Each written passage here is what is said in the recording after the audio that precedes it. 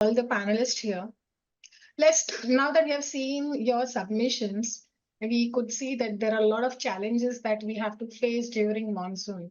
So what kind of innovations and technologies are available in the market that would help to withstand these heavy rains in regards to the strength of building, the resilience, the durability, and also the design strategies? So moving on to Gaurav, we would like to have your inputs first. So uh, I think this problem is not just in India; it's everywhere around the world. And one has to understand that there are countries which have severe water problems in terms of heavier rains, and like Netherlands is always raining. But then their construction methods and technologies, there is a system which they follow. One has to make sure that once a system is planned, a method is introduced in the system, it has to be implemented in the right manner. I think for us, it's important that the contractors, the consultants who are involved, they're all educated and they are also following the right process. Systems you can introduce any system from anywhere in the world, but implementation, execution processes, if one starts to follow those things, I think it's not a very difficult thing to achieve, because as a country, as a construction industry, there are other we are very far behind as compared to other developed countries. So I feel you know techniques already exist, methods, materials are numerous. The process, if it is implemented in a correct manner, I think it's a doable and it's a achievable feat for our industry. Thanks, Gaurav, for sharing your Yeah. inputs. Roshni, would you like to add into what Gaurav has just said? Yeah, I think quality of the construction plays a major role in the making the buildings more resilient to monsoons.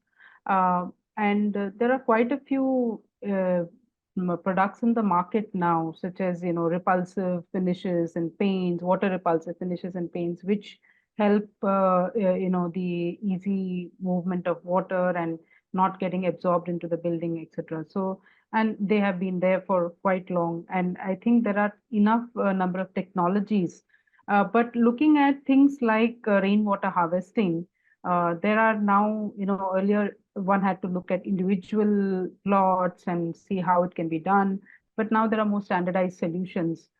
In fact, I know that people who give complete recharge and storage solutions underground, overground, whatever you need. Also, there are things like pre-made or ready-made filters, which you can put in on just attached to your downtake pipes, and then you can probably start using that rainwater for various purposes. And also, there is things like porous concrete, which helps the water to percolate in the ground. Also, not new, but yes, not much used. So I think these are some of the things, and especially the rest of it is more of a design and solution-based approach. And there is no dearth of technologies and materials in the market to support that. But it basically requires a thinking and approach that is correct. Thanks, Roshni, for your inputs. Jidnyasa, we would like to have your views too. Yes, I think there are many innovative materials are available in the market. From the waterproofing point of view, there are numerous materials that are available, like polypropylene, HDP, acrylic based, polyurethane based, bitumen based.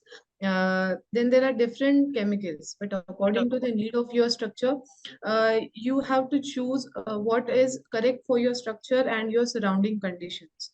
So, innovative material is not the problem. It's the selection and the implementation afterwards is a big issue. So if we counter that, we are good to go. Thanks, Jidnyasa. Chhaya, we would like to have your views from an interior design perspective. Yeah, so there are a lot of materials which are available which prevents house owners from the monsoon side effects. When it comes to, so fabric is one thing which is highly used, like upholstery is one thing which is highly in use. So that's why those fabrics which are available, which are stain proof, these are fabric care fabrics which can be used to make sure, the things are long lasting. Even if it's outdoor furniture, the cane furniture is now, the rope is quite in creating furniture, which is meant for the outdoor furniture. So there are a lot of materials which are available, even fiber. We've been making furniture with fiber as well for outdoor spaces. Yeah, so there are a lot of materials available these days. It's, yeah, and yeah, I would agree with the rest of you that craftsmanship is the most important thing. If that's right, then everything is achievable. Thank you, Chhaya. Moving on to my next question, Jidnyasa. Can you outline your strategies for integrating building material considerations when you are working on, some luxurious architectural project? How do you ensure, I mean, what kind of consultancy would you like to provide to your client when it comes to aesthetic excellence and robust monsoon resilience from the point of conceptualizing the project to the completion? Could you please help us with your strategies? So basically, this strategies, waterproofing strategies are depending on the type of structure and how the design is made. Uh, it's what is its elevation, what materials are being used. So according to that, and after studying the structure, we design waterproofing systems. For example, if you are going for stone cladding, then for application and fixing of stone on the wall, you need different chemicals which are more waterproof and bonding, whose bonding is better. Then you need water resistant sealants on your stone cladding so that water cannot penetrate inside. If water penetrate inside, then you can see white marks on the stone, which are chlorides from the cement or adhesive you have used. Then secondly, if you are using exposed brickwork, then also you need water repellents on that. If you're providing sloping roof, then strategies are different. You need a different kind of membrane application. You should mostly it happens that sloping roof shows more leakages due to improper compaction during concreting. So first we need to prepare the surface properly, feel the honeycombing, and then implement waterproofing coatings or membranes which are suitable for the area. Then there are different strategies according to the structure. So we cannot define a specific strategy that this has to be done. It will all depend on the design, structure, and surrounding conditions of environment. That's quite insightful, Jitnasya. But moreover, when it comes, so we once the project is completed and the monsoon season has passed, after that we come to realize where are the leakages and where is most of the water getting absorbed. So to avoid these repairs and replacements, what kind of building materials, what are your preferences when it comes to use this water resistant building materials? So could you just suggest us what is your preferences in these materials to avoid these repairs and replacements? Yes, basically our focus is on providing and preventing the water leakage issues. Maintenance is a different part if waterproofing is not done, or if it is left that time, then the case is different. But when we act as a consultant or an advisor over a project, we design waterproofing solutions for every possible area where water can infiltrate.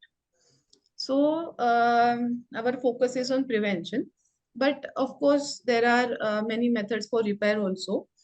So before monsoon, you can check your structure, what problems you have faced in the previous monsoon. So you have to get it treated this summer before the monsoons. You have to check for cracks. You have to check for terrace slopes. Then you need to have look around gaps in your windows.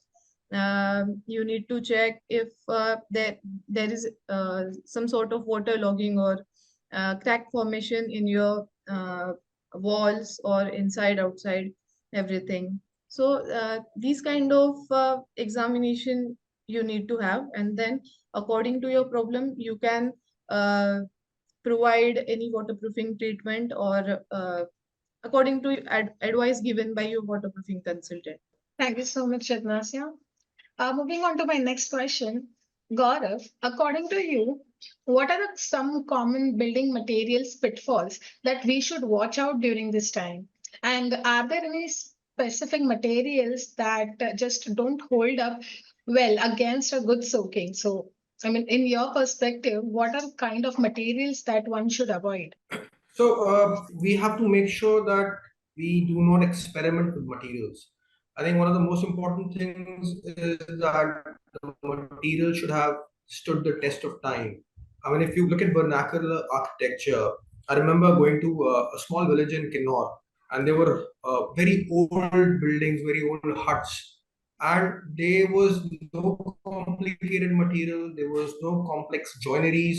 If I remember, there was the roof was sloping, and the basic materials which were used were slate. There was uh, there were dry leaves which was used as waterproofing. There was sand layer, layer of sand so that insects do not go in. Then there was thatch. Then there were purlin and there were rafters. So imagine those buildings stood there for like 50 years, 100 years without getting affected because it was the process was repeated again and again. There were experiments done repeatedly using the same materials, but those materials stood the test of time. I think what happens is, in order to look, a lot of people experiment a lot with new materials without realizing that whether it has been tested for certain duration or not. I think for us, and I think for other designers and architects and construction enthusiasts, it's important to ensure that the materials are they have been used repeatedly in those adverse conditions, whether it or heavier rainfall areas of Cherrapunji. It could be any condition, but they have to make sure that the the materials have been tested in those extreme conditions in that particular region, and it is and before you start experimenting with materials, there are standard specifications which can be read up and understood uh, before you use those materials. Thanks, Gaurav, for sharing your views. Definitely, you have a deeper understanding of the materials. Moving on to Roshni, when we talk about designing the outdoor spaces, so what kind of considerations do you undertake while managing the surface water runoff and to promote infiltration, and that would definitely help to reduce the risk of flooding. So what kind of considerations do you prefer? Uh, so, first of all, the main thing is that whatever water falls on the site is either safely channeled out of the site through the stormwater system, or it is stored and used or recharged into the ground. So if it is recharged, then you have some benefits, immediate or not, but you can have recharge trenches, you can have recharge wells. One of the innovative things that I would not say innovative because it's been there for some time is the use of stormwater drains itself for recharging. So instead of having paved stormwater drains, you have drains which have percolation. So you fill them, you make them like a recharge trench. So what happens is as the water moves, it also gets recharged into the ground. And then there is a further innovation in that you add baffle walls so that further there is a slow down of water. The whole concept of rainwater harvesting is to slow down the pace of water so that it does not carry excessive soil from the site, excessive things away from the site. So this is one of the things. And then further for soil erosion control, things like sedimentation tanks, sedimentation basins, not tanks, which are incorporated and made as part of the landscape. So you can have various methods which are not exactly concretized, but like swales, so these are natural movements of water, but they are having grass and soil, so they absorb the water as well. So these are some of the things which can be done in order to see that the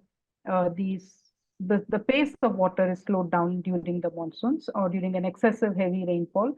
And of course, you can also plan them. For example, originally in Mumbai, the plan was to take something like 25 per hour, the Brimstone project of stormwater drain. That is what was the plan. But you have to now look at 100 of rainfall per hour at the worst case scenario. When you plan for that, then that can happen. Of course, it also depends upon the percolation rate, the geological strata beneath. If you have hard rock, you cannot do this. So you have to consider all of these things and make a design and incorporate them as part of the landscape design itself. It's possible. Thank you, Roshni, for sharing your perspective and suggesting these methodologies. Roshni, how do you see this traditional building methods meshing with the modern techniques while creating structures that would stand up to rigorous monsoon season? What are your views? Well, the traditional buildings, there are things they have stood the test of time. Some of the buildings I have seen made out of mud or even stones, which have lasted for 100, even 400 years. So definitely those techniques are something to learn from. But again, the context today is so different. We are living in apartment blocks, buildings, and we do need the glass for the windows. So we really cannot compare. But what we can understand are the principles and the ideas that they had. For example, in India, everywhere we have sloping roofs, especially in the high rainfall areas. In the non-rainfall areas like Rajasthan and Gujarat, we have flat roofs. So the people sleep in the on the terrace in the night time, and it's cool in the summers. Whereas in most of the rainfall areas, there is a sloping roof, and even to the extent that the sloping roofs are the slope changes as per the intensity of the rainfall. So these are simple thoughts which we can simply incorporate.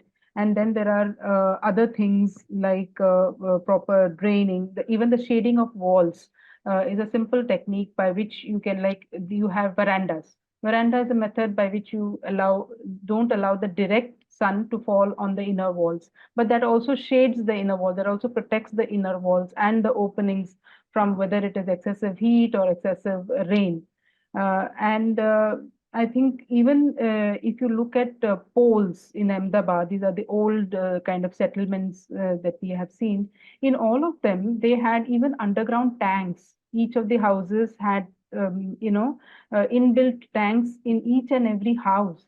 So water collected from the roof and went inside these tanks. So they were self-sufficient in water. So these are some of the ideas which we can, we think that it is crazy to do rainwater harvesting, but it is not. These are things that our ancestors have done in the past. So I think there's a lot to learn from these principles and techniques of our old houses and vernacular settlements. Thank you, Roshni, for sharing your thoughts and expertise on this topic. My next question is to Chhaya. Chhaya, can you please suggest what kind of material selections would contribute to monsoon resilience within the structure that will simultaneously ensure aesthetic appeal and practical functionality during the rainy season? So I would suggest metal facades are quite in these days, and aluminium, which is sustainable also. It creates amazing structures. So metal facades is one of my choices these days, and it looks beautiful. It looks the best. In fact, earlier people used to use it mostly in commercial buildings, but now people are using it in residences as well, like a statement, and it can create various patterns on the facade, and it is long lasting. It can run for years. It's aluminium, and it comes with a lot of other metal options as well. So that is one, and I feel, I mean, we should choose a material which is non-porous, which does not soak, because I've seen a lot of buildings which have been made few years back, but the material which builder has used on top of it is kind of porous, and it soaks water in it. So during monsoon season, they get seepage inside the house due to that. And the other thing we should use, even plumbing plays a major part in this, because using GI pipes can also create seepage in the houses, which again is a problem. So I feel for outside, metal facade is one, and for indoors, to save the building from water seepage is, we should take care of the plumbing. Thank you so much, Chhaya, for answering that. My next question is to Gaurav. Gaurav, what were the primary challenges or limitations you have ever faced in any project that you have worked on that required a widespread adoption of advanced building materials? And how did you tackle them? I think the client's aspiration and costs and the local technology available in that area, one has to kind of balance all these three. The challenges are similar. The challenges, vary from place to place. For example, a project in Delhi versus a project in Ludhiana versus a project in Calcutta. There would be different approach because cost, time, quality, and the local construction techniques and the skill set available in that area. So I won't be able to tell you the biggest challenge, but I'm saying every project is challenging, and every project has to have a very interesting approach, and you have to understand the local uh, you know sensibilities of that area in order to solve problems there.